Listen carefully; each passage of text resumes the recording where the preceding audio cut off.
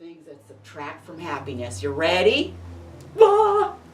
Thinking anything's important. Living in the future. Being critical. You know that subtracts.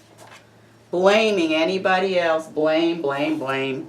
Comparing yourself to anybody else. All comparisons subtract.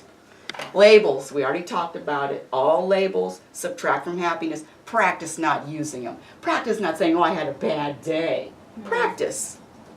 Thinking anything is serious. Attachments. Oh, I'm attached to my Buddha. Oh, if I lose the Buddha. Attachments. No attachments. Not even to people. My son, no attachments.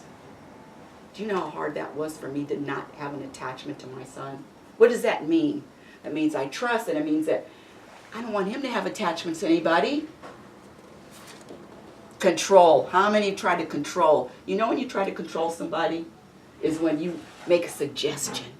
I think you need to. And they didn't even ask you. They didn't ask you, but you make a suggestion. Come on, I was the queen of that. Don't laugh because I was better than you. I'm laughing because I get it. Judgments. We already talked about that. Expectations. All expectations subtract from happiness. You know, when I first came here, my genius videographer, computer guy will tell you, there was nobody here. But even when I got here, before I got here, if there were 0 people here, I was going to be fine. 0 people. I had no expectations. 0. Even if I have a plane ticket to get on a plane, I'm not expecting to get on that plane. So what if I have a feeling before I get on the plane? All expectations subtract from happiness. Taking anything personally, we already talked about that. What if somebody cuts you off in the road? You know, California, a lot of road rage. What if somebody cuts you off? Guess what? What if, another perspective, what if they were on the way to go to the hospital because one of their loved ones was in an accident? So see, don't take anything personally.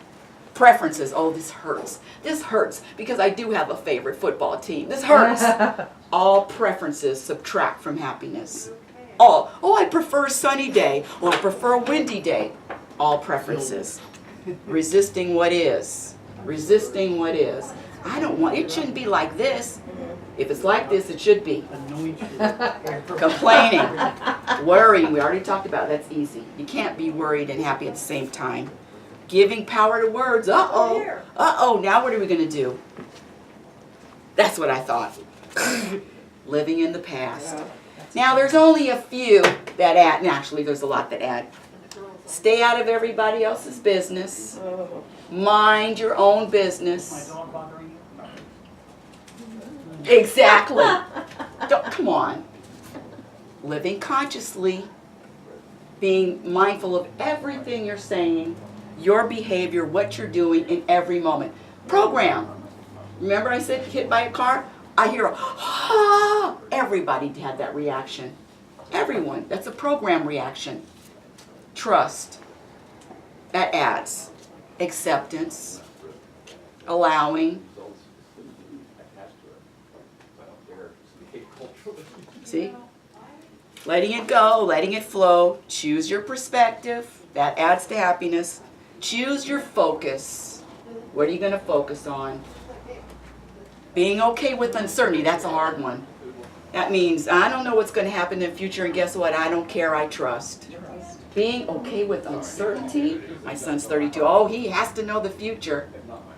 This is a hard one, but that's when you really trust. Stay out of other people's business. I said that twice, huh? Practice. Surrender. Bah! I want to leave with just one, what time is it? 3:10. Okay, oh good, ooh, plenty of time for questions. One last. What about death? Oh! How many of you have children? Have you talked to your child about your death? Yes.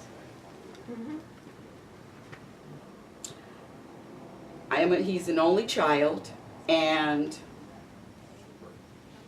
I was witness to, years before my father died, I was witness to another only child. I was at the service of her mom.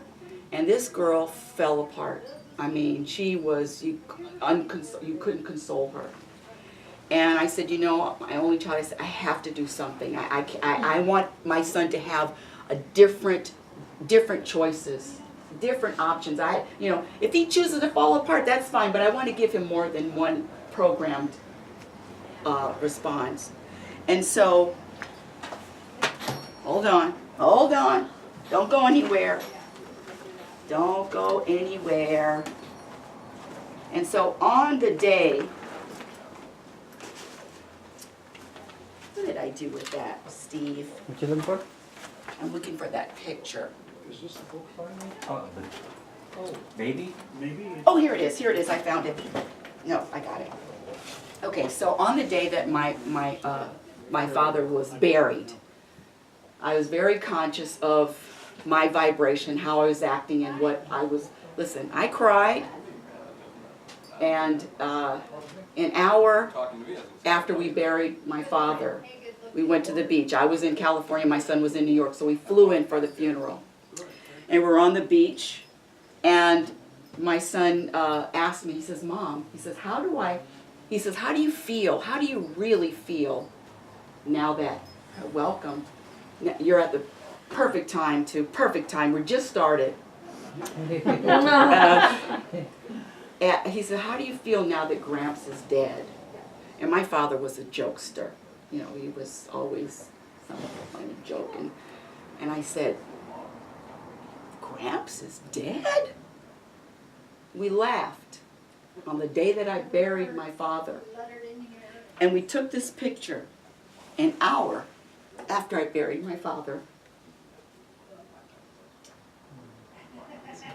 on the beach. See, that's a different perspective. That's a different programming. You don't have to follow the programming. This is one of my favorite pictures. And so teaching him that day, again, being the example, teaching him that day, that you don't have to behave and respond like everybody else does. The end.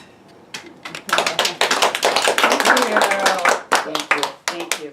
Any questions? Just in time for the warm-up.